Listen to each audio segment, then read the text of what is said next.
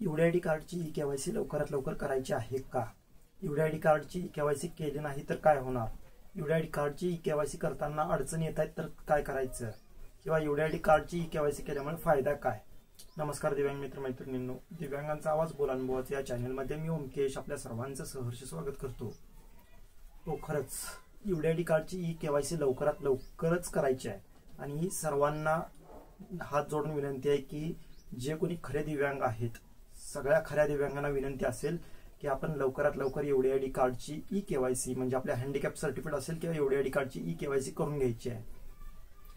तर e KYC कोणी करायची आहे, का करायची आहे, कशासाठी करायची आहे, केली तर काय होणार, नाही केली तर काय होणार, किंवा त्यामध्ये येणाऱ्या अडचणी, सगळ्या गोष्टींची आज आपण आता चर्चा करतोय. तर तुम्ही जर पहिला सांगतो, यूडीआयडी कार्ड जर अजून काढलं नसेल तर काढून घ्या. कारण अजून बऱ्याच दिव्यांगांकडे, दिव्यांग तर आहेत ते, पण त्यांना माहितीच नाही की दिव्यांगाचं ओळखपत्र काय आहे किंवा दिव्यांगाचं महत्व काय आहे किंवा दिव्यांग कशाने ओळखला जातो. त्यांच्याकडे जे 10-15 वर्षाच्या पूर्वी जे काही हाताने लिहून दिलेलं दिव्यांग प्रमाणपत्र असायचं तर तेच आहे, त्याच्यावरतीच ते काम चालू आहे. किंवा दुसरी ते योजना दुसऱ्या कोणत्या घेत नसल्यामुळे किंवा ते प्रवाहात नसल्यामुळे, जे काही शासनाच्या प्रवाहात आपण पाहिजे किंवा दिव्यांगांच्या प्रवाहात आपण पाहिजे तर ते नसल्यामुळे ती गोष्ट घडती आहे आणि त्या गोष्टीपासून आपण वंचित राहिलेलो आहे. त्याच्यामुळे सर्वांना विनंती असेल की जर तुम्ही यूडीआयडी कार्ड अजूनपर्यंत काढलं नसेल तर माझ्याशी संपर्क साधा. तुम्हाला कसं काढायचं त्याचं गायडन्स पूर्ण प्रॉपर केलं जाईल.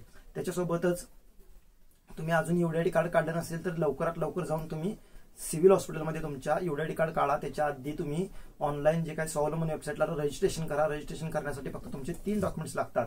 एक म्हणजे तुमचं आधार कार्ड, दुसरं म्हणजे तुमचं मोबाईल नंबर आणि तिसरा तुमचा एक आयडेंटिटी साईज फोटो लागतो. एवढ्यावरती तुम्ही रजिस्ट्रेशन करू शकताय. रजिस्ट्रेशन केल्यानंतर एक 8-10 दिवसात तुम्ही सिव्हिल हॉस्पिटलला जाऊन तुमचं यूडीआयडी कार्ड बनवून घ्यायचं आहे. यूडीआयडी कार्ड तुम्हाला लगेच तिथं तात्काळ बनवून दिलं जात नाही, पण तिथं तुम्हाला तुमचं सगळे डॉक्युमेंट जमा करून घेतले जातात. डॉक्युमेंट्स म्हणजे काय, ते ज्या रजिस्ट्रेशन केलेलं ते 3 पानाची पोच येते. तर ते 3 पानाची पोच, आधार कार्ड झेरॉक्स वगैरे एक 2-3 डॉक्युमेंट्स घेतात आणि तिथं जमा करायचे असतात. आपण चेकअप केलं जातं आपलं आणि तिथं आपल्याला कळतं की आपल्याला किती टक्क्याची दिव्यांगत्व मिळालेली आहे, म्हणजे किती टक्केवारी आपल्याला मिळालेली आहे. 40% वरची जर मिळाली तुम्हाला तर तुम्ही दिव्यांग म्हणून समजले जाता, किंवा 40% जरी मिळालं तरी सुद्धा तुम्ही दिव्यांग म्हटले जाता. किंवा दिव्यांगांचे जे काही लाभ आहेत, मग ते पेन्शन असेल, योजना असतील किंवा जॉब असेल, सगळी गोष्ट तुम्हाला मिळते. त्यासाठी जर तुम्ही अजूनपर्यंत जर यूडीआयडी कार्ड काढलं नसेल तर यूडीआयडी कार्ड काढून घ्या, कारण ही काळाची गरज आहे. आणि आता सरकारने पण तसं सांगितलेलं आहे. म्हणजे तुम्ही ज्यावेळेला स्वावलंबन वेबसाईटवरती जाताय किंवा यूडीआयडी ऍप्लिकेशनवरती जाताय तर त्यावेळेला तुम्ही अपडेट करायला जाताय, ई केवायसी करायला जाताय ना, तर त्यावेळेला तिथं आता पहिला लास्ट डेट येत नव्हती. पहिला आपण ज्यावेळेला माहिती देत होतो तर त्यावेळेला लास्ट डेट येत नव्हती, पण आता लास्ट डेट यायला सुरू झालेली आहे. म्हणजे जे लॉग इन करताय किंवा तिथं तुम्ही ई केवायसी करायला जाताय तर त्याला आता लास्ट डेट यायला लागलेली आहे. त्याच्यामुळे तुम्ही लवकरात लवकर, जितकं जमल तितकं लवकर तुम्ही ई केवायसी करून घ्या. हा, पण एक सांगतो नक्की की ती जी लास्ट डेट आलेली आहे ती वाढू शकते, तारीख वाढू शकतात. कारण का, पूर्ण देशासाठी ते आहे. म्हणजे केंद्राने ती योजना सुरू केलेली आहे म्हणूया किंवा केंद्राने ती सुविधा सुरू केलेली आहे, त्याच्यामुळे ती डेट आपली वाढू शकते.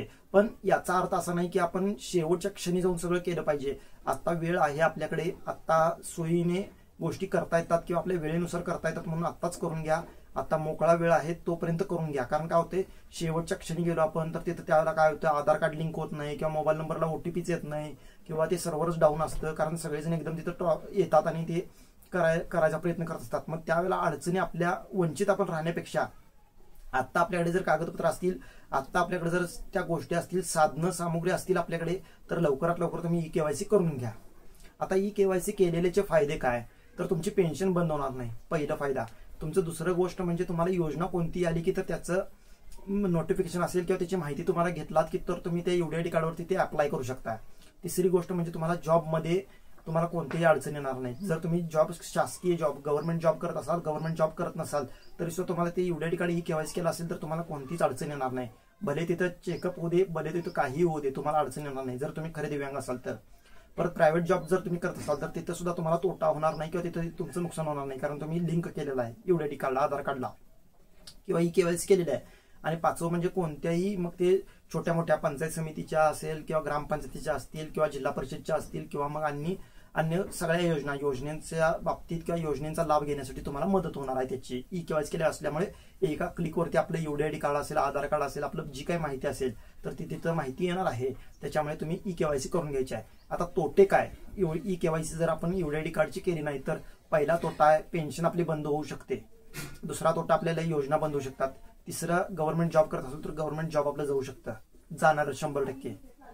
चौथी गोष्ट तुमचं जे काही नवीन योजना येणार आहे तर त्या नवीन योजनेला तुम्हाला गृहीत धरलं जाणार नाही. पाचवी गोष्ट म्हणजे तुम्हाला तुमच्यावरती दंडात्मक कारवाई होऊ शकते. या गोष्टी आहेत. तर या नुकसानींना जर सामोरं जायचं असेल किंवा हे नुकसान जर झेलायची तयारी असेल तर तुम्ही ई-केवायसी करू नका.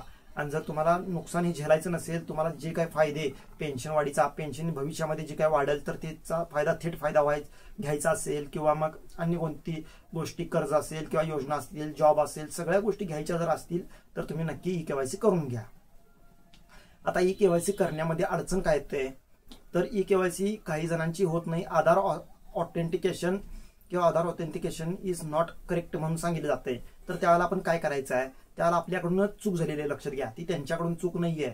आपण काय केलं होतं, ई-केवायसी करायला आपण कधीतरी गेलो होतो किंवा कुणाला तरी आपण UID कार्ड आपलं दिलं होतं आणि त्याला त्या ह्यानं काय केलंय, ज्या नेट कॅफेवाल्यानं किंवा ज्या सायबर कॅफेवाल्यानं त्यानं काय केलंय की ते ई-केवायसी होत नव्हतं. काहीतरी सर्व्हर डाऊन वगैरे असेल किंवा काहीतरी प्रॉब्लेम्स असेल, आधार कार्ड नंबर चुकीचा टाकला असेल किंवा काही अन्य गोष्टी असतील तर त्याला काय केलंय की ते आधार कार्ड हे होईना म्हणून त्यानं परत अप्लाय केलाय.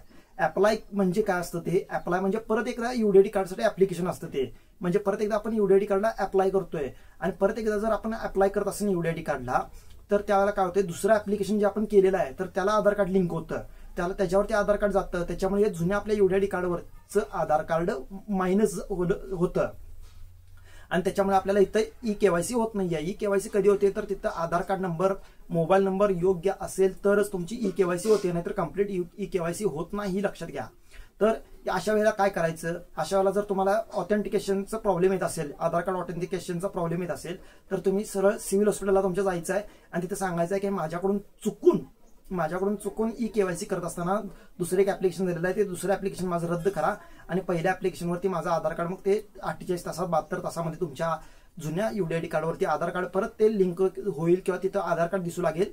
आणि जरी दिसू लागलं नाही तर तिथं तुम्ही परत ते ज्यावेळेला सेकंड ऍप्लिकेशन तुमचं कॅन्सल होईल, सेकंड ऍप्लिकेशन कॅन्सल झालेलं सक्सेसफुलचा मेसेज तुम्हाला येईल, तर त्यावेळेला तुम्ही इथं ई-केवायसी करू शकता, आधार कार्ड नंबर वगैरे टाकून ई-केवायसी करू शकता.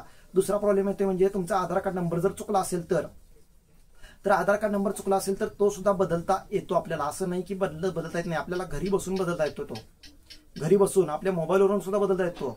तर तो कसा बदलायचा, तर तो मोबाईलवर नंबरवरून बदलायचा म्हणजे आधार अपडेट म्हणून येतं, म्हणजे स्वावलंबन वेबसाईटला गेलं, स्वावलंबन वेबसाईटला गेल्यानंतर अपडेट आधार म्हणून येतं, तर त्या अपडेट आधारवरती टच केला तुम्ही तर तिथं आधार कार्ड चेंज म्हणून येतं.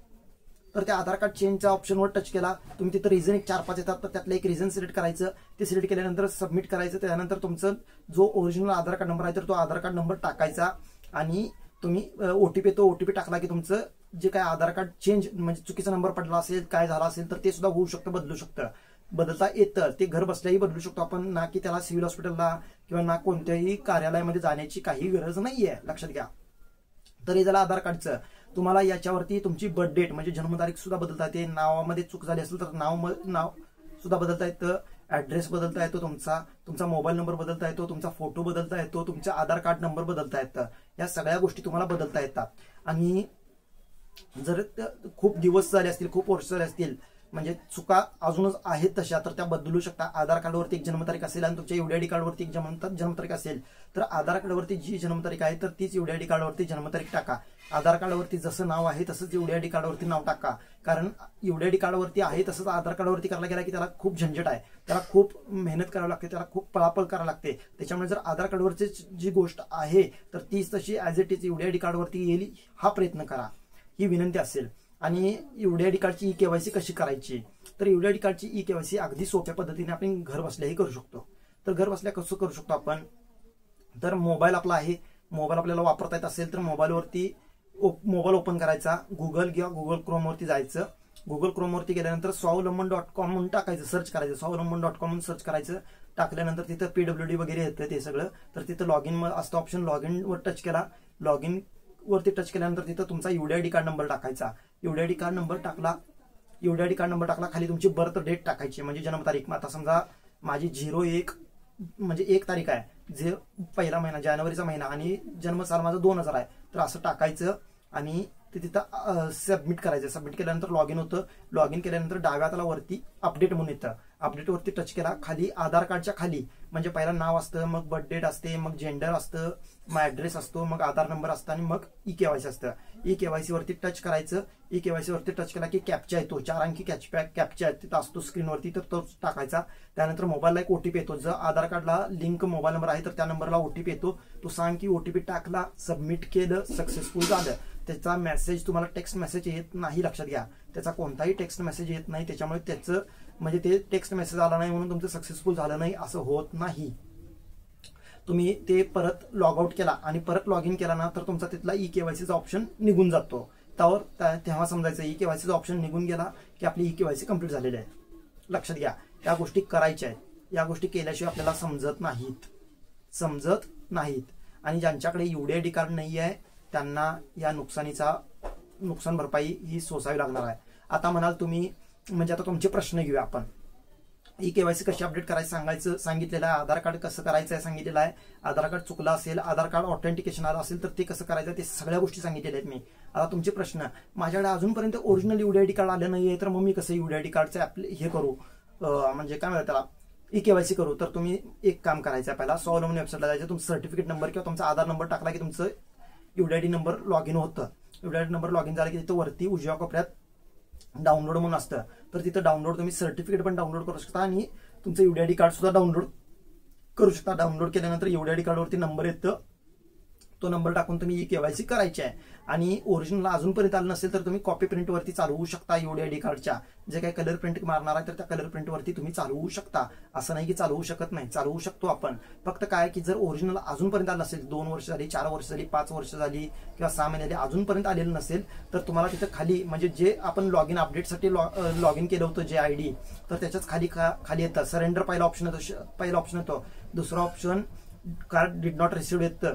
तिसरं ऑप्शन कार्ड डॅमेज येतं आणि कार्ड मिस्ड आउट येतं. तर त्यातलं कार्ड डिड नॉट रिसिव्ड म्हणून ऑप्शनवर क्लिक करायचं.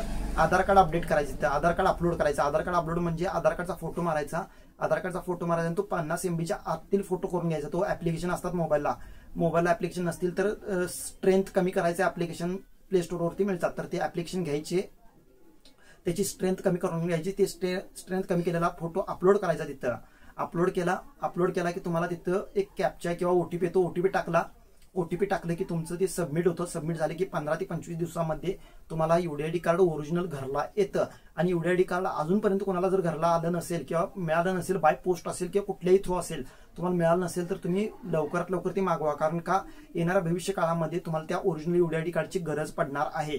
कारण जर फोटोकॉपी असेल तुमच्याकडे तर ते आत्ता चालेल, पण कसं आहे नंतर ते अजूनपर्यंत का तुमच्याकडे आलं नाही किंवा त्याच्यावरती सुद्धा कडक कारवाई करण्यात चालू आहे. आणि जर तुमच्याकडे ओरिजिनल UDID कार्ड असेल, जर तुमच्याकडे UDID कार्ड असेल तर तुम्हाला कोणीही अडवू शकत नाही. मग ना बस कंडक्टर अडवू शकतो, ना बस ड्रायव्हर अडवू शकतो, ना कुठेही तुम्हाला अडचणी येऊ शकतात. कारण ओरिजिनल आहे म्हटल्यानंतर वरून झालेलं आहे ते. मग ती जर चौकशी झाली तर त्या डॉक्टरपासून ते त्या अधिकाऱ्यांच्यापर्यंत चौकशी होणार.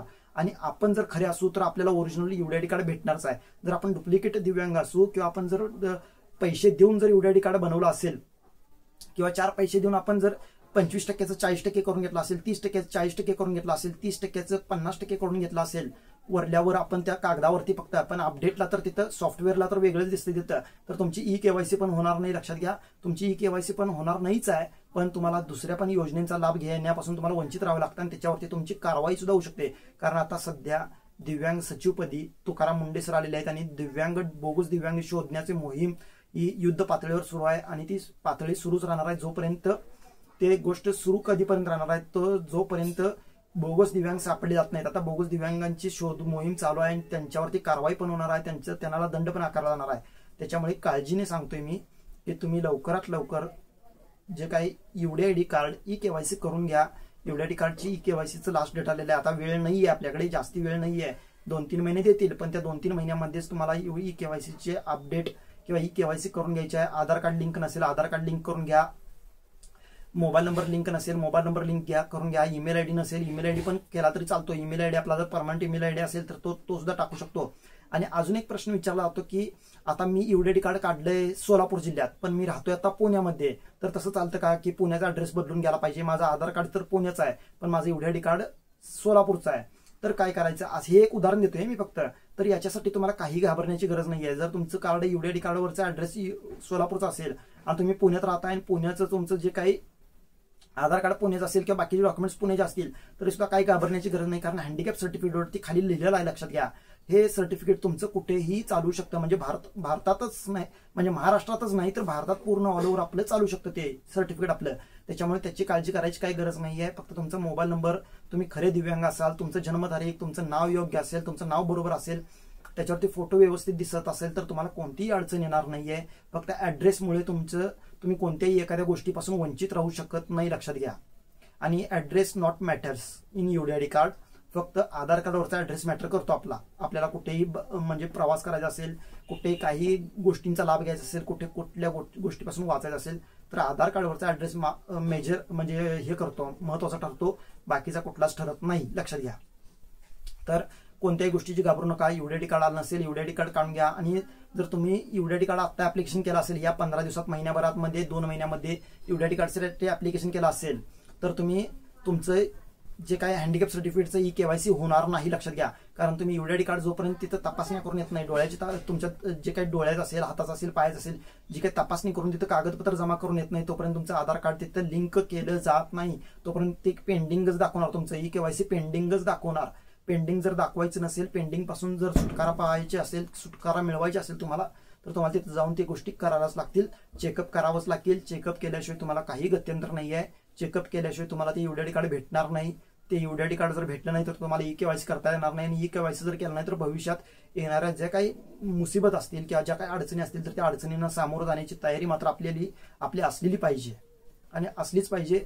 तुम्ही सगळ्या गोष्टी दिव्यांग, तुम्ही नुसता दिसून काय उपयोग नाही तर कागदोपत्री सुद्धा दिव्यांग असलं पाहिजे. आता पहिला कसं होतं, नुसता कागदोपत्री दिव्यांग दिसलं की तुमच्या शरीराकडे बघितलं नाही जायचं, पण आता शरीराकडे बघून नाही होणार, आता कागदावरती बघून पण होणार आहे गोष्टी त्या. कारण कायदा कडक होतोय, आता कायदा कडक होतोय. त्याच्यामुळे लक्षात घ्या, ज्या काही गोष्टी आहेत तर त्या कराल अशी अपेक्षा ठेवतो. काही अडचण आली तर माझ्याशी संपर्क साधाल ही सुद्धा अपेक्षा ठेवतो मी आणि थांबतो. जय महाराष्ट्र.